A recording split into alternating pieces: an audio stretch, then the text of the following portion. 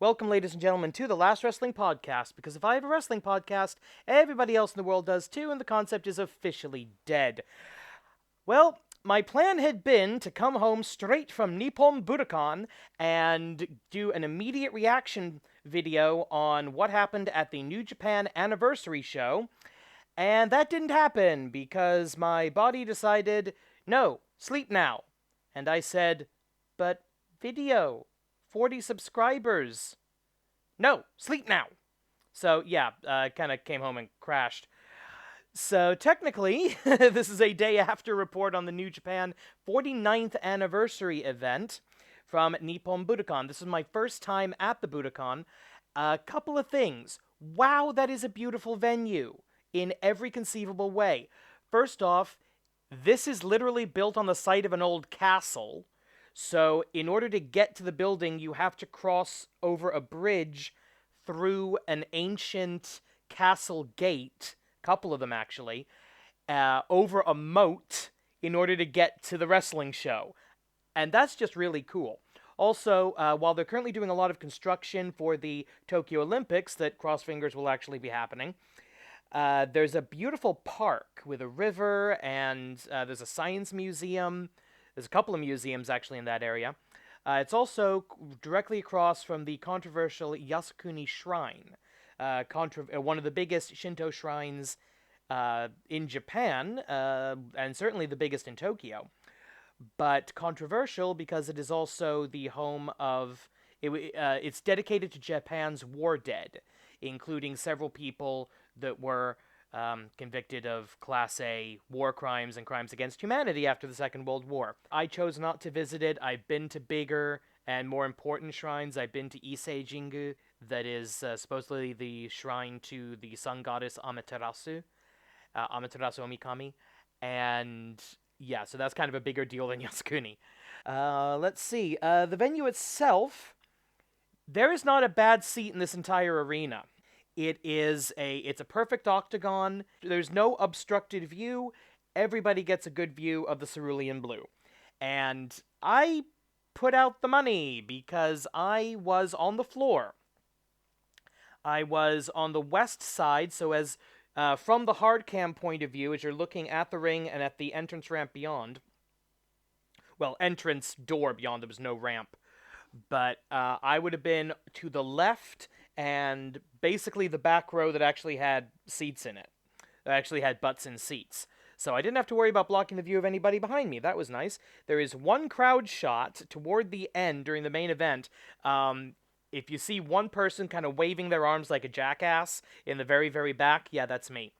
There's also a camera shot of a woman who was obviously a huge Ibushi fan because she had the towel, she had the t-shirt, and she was literally clapping two Ibushi teddy bears together. She got on camera at least once, and she was literally the chair right next to me. She was just across I was up against the aisle, and she was just next to me. So she was nice. So she and I talked for a brief moment afterward. Very nice lady. But yeah, this was the closest I've ever been, and it's sort of, there's this moment of when you're at a live wrestling show that you look at what's happening around you and you realize, oh, wow, I am looking at Jushin Thunder Liger and he can see me. I am looking at Okada Kazuchika, he can see me. If I were allowed to speak, I could have hurled English abuse at Jay White and gotten away with it, and he would have heard me. Ha! I flipped off the Great Okan. Yeah, I did. And maybe he saw it, maybe he didn't, but he could have. I didn't flip off Suzuki because I'm not that desperate to die. But yeah, it was a great experience, and that's going to color my opinion of this event. No doubt about that. Yeah, the Budokan is a fantastic, fantastic arena for wrestling. Dare I say, the perfect arena for wrestling. And one thing that I'd never actually noticed before, in order to make the beams from the spotlights more obvious, they actually pump a bit of smoke into the arena, and they start doing that before the show even starts. Another great thing about going to one of these televised wrestling shows live is that you get to see a little bit of the behind the scenes. You get to see the crew laying the cable. You get to see the camera guys. You get to see all the stuff that you don't see on television. With one of the COVID protocols being staggered exits, they will announce, arena floor, east side, please leave. First floor, west side, please leave. In Japan, while some places they will number sections of an arena, it's usually defined by north, south, east, west, because Japanese culture, Japanese tradition leading back to sumo and beyond, etc.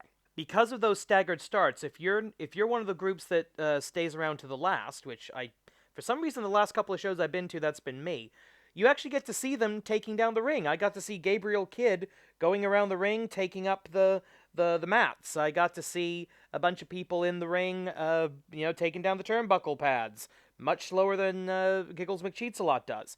And, eventually you can even see them just taking down the ring ropes. Okay, so going to the anniversary show itself, the big story coming out of this. Well, obviously we have historical implications in that we now know that the final IWGP Heavyweight Champion and the final IWGP Intercontinental Champion and the first IWGP World's Heavyweight Champion will be Ibushi Kota, the Golden Star. That's the thing that everybody's going to remember from this. What they will not remember is that El Desperado is a star. Desperado got an amazingly positive reaction. Desperado kicks out of the first Kamigoye, and the crowd goes crazy.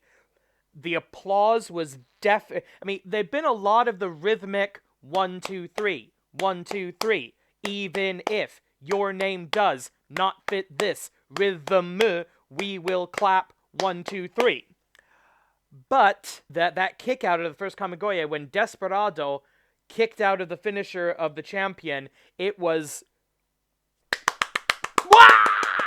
We're not allowed to scream, but wah! El Desperado is a star, and if New Japan Pro Wrestling is serious about main eventing the Tokyo Dome with a Junior Heavyweight Championship, here's how you do it. 1, keep the title on El Desperado for the rest of the year. Give him as many victories as you can. Build up. I don't know what the victory record is on the junior title, but get him as close to that as you can. Bring back Hiromu. And preferably either his first singles match or his first match back. Hiromu, Despy, Night 2, Wrestle Kingdom, Junior Heavyweight Championship match. Blow the roof off the place. It will go absolutely fantastic. It'll be a Hogan Warrior Dream match type of thing, only without the politics, preferably. All right, major news out of the way. Let's go to the actual show, and we're going to go in reverse chronological order. We're going to go in chronological order because I know what words are. We're going to start with the first match of the show and move on to the main event.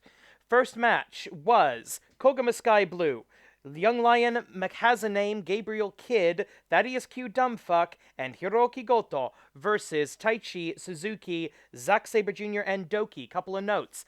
There was somebody right near the entrance ramp who had a big towel of the Union flag, the British flag, and Zack Sabre Jr. was sort of pointing that out on his way in. Say, hey, that's cool. Awesome. Minoru Suzuki is incredibly intimidating from 12 rows back, plus 2 crowd barricades and like 2 meters between them. That is an intimidating and scary man. Master Wato. I'm gonna keep calling him Koguma Sky Blue because it's funny, but Master Wato is getting better. He didn't do a lot in this tag match, but what he did, at least from where I was sitting, where I was watching, it looked pretty good. He looked a little more lucha libre than he did strong style, if you know what I mean. But he wasn't screwing up a jackknife, probably because they didn't trust him to do it. But what he did, he looked good. Thaddeus Q Dumbfuck, I honestly looked away when he was in the ring. I didn't want to see it. Okay, I know during the New Japan Cup, we're scheduled to have Gabriel Kidd, Young Lion Makazaname, versus Zack Sabre Jr., and oh, gimme, I want to see that. because the best bits of this match were those two. And there was a lot more of it on the floor that I don't think the camera caught, because those two were at each other pretty much the entire match. So very, very good start to the show, and it did the job of these multi-man tag matches, which was make me want to see the singles match. And I want to see the singles match between Zack Sabre Jr. and Young Lion McCasane. The good guys win this match in about 10 minutes, so it didn't overstay its welcome. It was a very good start. Up next, we've got the Bullet Club team of Taiji Ishimori, Jay White, still works here, Chase Owens, Kenta, and Evil. And they faced off against the officially announced as Taguchi Japan of the Bum Guy, Toa Henare, Finjuice, and the Ace, Tanahashi Hiroshi. Let us talk about Juice Robinson for a moment. Now, I admit I don't watch the Road 2 shows, so I don't know exactly when he debuted this new white guy afro with a yellow and blue harlequin pants and actually a pretty cool looking robe. So I did not see this coming. This was my first time seeing this, and as much as I did try to follow all of the rules for a New Japan Wrestling fan, I laughed out loud at this as soon as I saw this guy.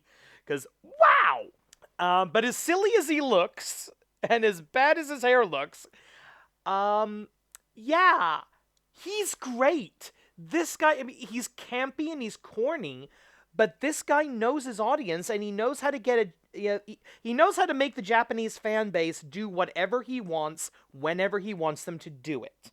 He is absolutely amazing at his job. Toa Henare was fairly impressed. I haven't seen Toa Henare in a long time. He's very big and muscular, and he's very good at screaming, which, hey, in Japan, that will get you somewhere. But I'm still not seeing the personality. I'm still not seeing him as any kind of personality other than Shouty McShout Shout. And I know that's not going to be his nickname. But Toa Henare, once he figures out what his personality is, he's going to be a star. The Bum Guy was the Bum Guy. The Bum Guy also has a new CD out, and he's doing a parody of Japanese morning calisthenic exercises. Yes, that's a real thing that a lot of salarymen and a lot of city offices and a lot of some schools even will do. The sort of the morning, stretching calisthenic exercises. That is a real thing, and Bum Guy was making fun of it. On the Bullet Club side, they were there. They won the match, but they didn't really do anything all that particularly interesting. And less than 24 hours later, I've kind of forgotten everything they did in the contest. So they win the 10-man tag in just under 8 minutes. Third match was Chaos, Sho, Ishii, and Okada versus Los Ingobernables de Japón, Sanada, Takagi Shingo, and takes the pin.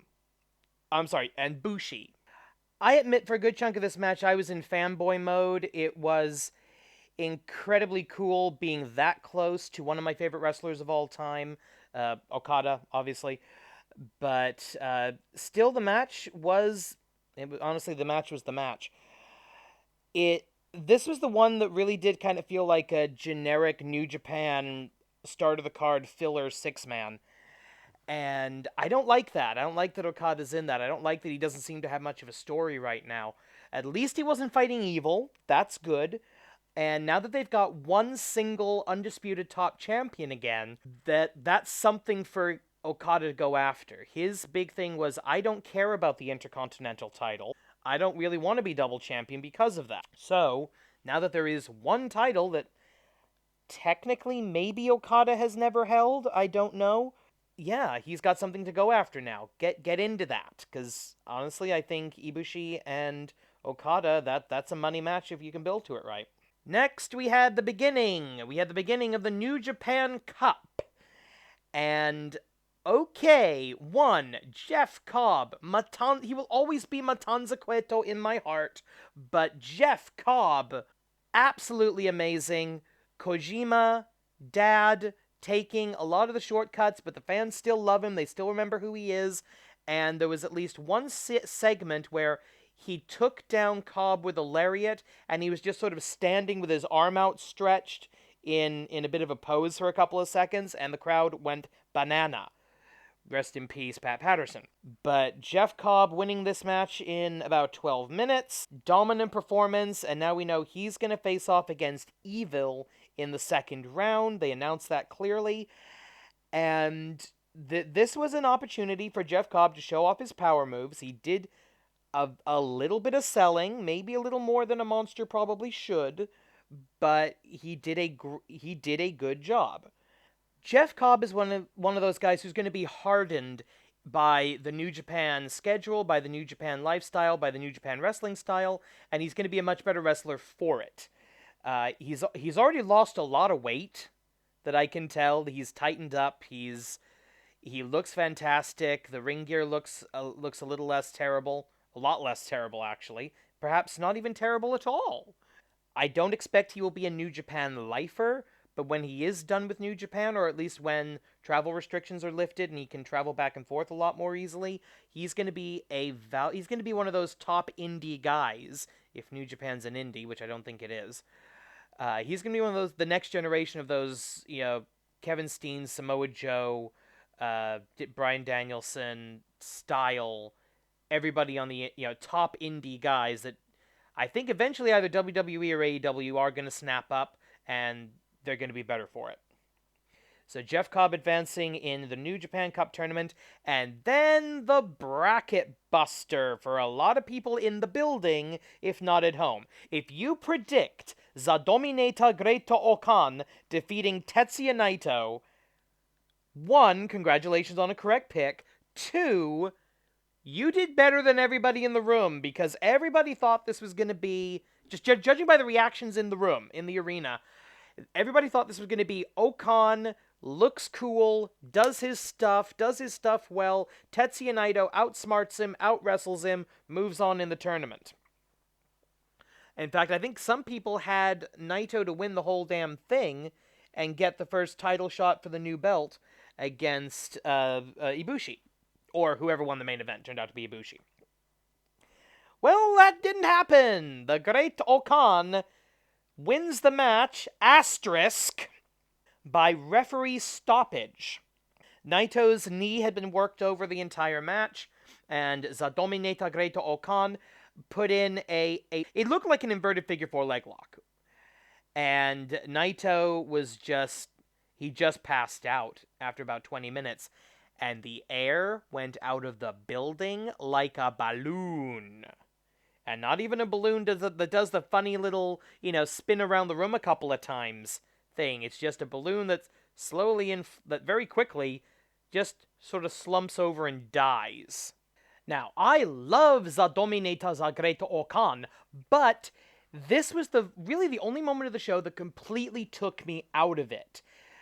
Fairly early in the match, as part of the heat of working over the knee of Naito to set up for the finish, which, by the way, the actual structure of that, the bones of that story, very well done, but Zadomineta Great-O-Khan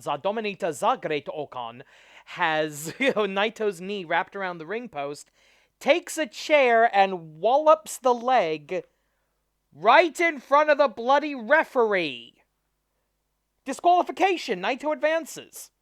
At no point, this was advertised as a no time limit match, but nobody said this was no disqualification or no DQ, so how? Okay, the best I can come up with is that because the foreign object was not used in the ring, it doesn't count as a disqualification, which is some USDA choice bullshit. Naito won maybe Naito should have been disqualified for pulling on the hair, for pulling on the braid of Zadomineta Great-O-Khan for too long, which I think about 5 minutes of the match, Naito had his hands on that. But, I'm sorry, you hit a guy with a steel chair, the referee sees it. No, disqualification. Either don't do that spot. Naito wins by disqualification. Heck, if you had to have Naito lose, have Naito attack the referee and say, "Hey, no, yeah, you hit me with a damn chair, but I'm gonna beat this guy and I'm gonna beat him right. Restart the fucking match." Which, a little too WWE for New Japan, perhaps, but at least that would... Or just don't do the chair spot. Great Okan, Zadominator za Great Okan, does not need a chair to hurt people. That's kind of the point. But still, the match itself, outside of that one spot, was fantastic, and I do genuinely think Zadominator za Great Okan is the best thing to happen to New Japan in a while. Honestly, it wouldn't surprise me if they're not going to switch the title at Sakura Genesis. It wouldn't surprise me now if Zadominator Great Okan actually goes the distance and actually wins the whole dang tournament. He will face Tanahashi in the second round. What I loved about this match is that both of these guys know their characters so well. So when there was a sequence when it looked like Naito was going to dive through the ropes, he does that feint where he rolls back in. Normally he rolls into lying on his side, doing his pose with the eye and the fist. No, he actually rolled all the way to his feet and did the Great Okan pose with his fists tapping each other behind his back. And yeah, the crowd laughed at that. And the funny thing, you're not allowed to cheer, but you can't help yourself from laughing. And they did laugh. They laughed hard at that. The first minute or so of the match, actually, I don't remember exactly when they rang the bell, but there was about a minute or so of just competitive stripping. I mean, I can take my presentation gear off more slowly than you. No, I can take my gear off more slowly than you. I will take off my trousers. I will take off my jacket. I will stand here and watch you take off your jacket. And please remove your pants. It was... That should, the way I describe it, that shouldn't work. It worked. It worked. I don't know how, but it worked. I've always been amazed by Naito's slow striptease actually being a babyface thing, because I keep thinking Juan Francisco de Coronado and how that's the biggest heel thing in the world. But anyway, Naito loses. He's out of the New Japan Cup and right now has no storyline whatsoever. I'm curious where they go with Naito now. He's still one of the top stars. They've got to do something with him, and I don't know. U.S. title? Never. I don't think he would go for that. Feud with Okada? Maybe? I don't know. Maybe he's going to be the guy that goes up against the Empire, the United Empire they're now called. But fantastic match, shocking ending, and of course Naito never actually giving up. Then we did get to the main event, and the match itself, and I've been hesitant to talk about this. Okay, the biggest challenge in professional wrestling, from a storytelling perspective, is to get the fans to think that a result that is not in doubt is in doubt. This is heavyweight champion versus junior champion, or as they were advertising it multiple times throughout the show, double heavyweight champion versus double junior champion, and nobody thought the heavyweight was going to lose. Nobody thought the junior was going to win. Until about 10 minutes into this match, when they realized, wait a minute, this is pretty even. This is actually... Wait, he might do this. And that led up. These two, so good at what they do. Desperado, where the hell has El Desperado been the last 5 years? This is nuts. But El Desperado and Ibushi, they told their story so perfectly. They had the fans actually thinking there might be a title change here. And that led to what I talked about at the very beginning of this far too long video, this far too long podcast. I'm barely doing any visual medium at this point. This could have been Desperado. That when he kicked out of that first Kamigoye, the roof came off the place. If people had been allowed to cheer, oh my god, if people had been allowed to cheer, I think something would have broken. I'm pretty I think all the microphones that the announcers were using would have broken. Probably the English announcers, who are, I think, still remote, would have been the only ones still broadcasting. It would have been that loud. So that's unfortunate. That is really unfortunate. Everybody, wear your masks. Get vaccinated. We need to get this over with so we can have good wrestling again. Final thoughts on the show. I have to admit my bias here. And I'm not sure I can actually even give a grade for this, because wrestling live and wrestling on television, even with commentary, even with, compared to a lot of places, good commentary. New Japan has good English commentary. It's so much better live because you see everything, you hear everything, you feel everything, and you're allowed to do your own commentary in your head. Experience the stories that the wrestlers are telling, not necessarily what the announcers are telling. And it should be that those are the same thing. It isn't always. So I really don't know if it's fair to do live show versus tape show or broadcast show grades, but I'm going to do it anyway. My first and almost certainly only trip to Nippon Budokan is an A+.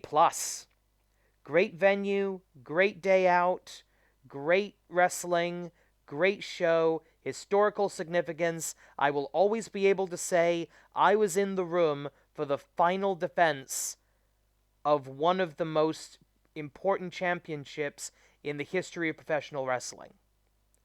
I mean, how many people get to say something like that?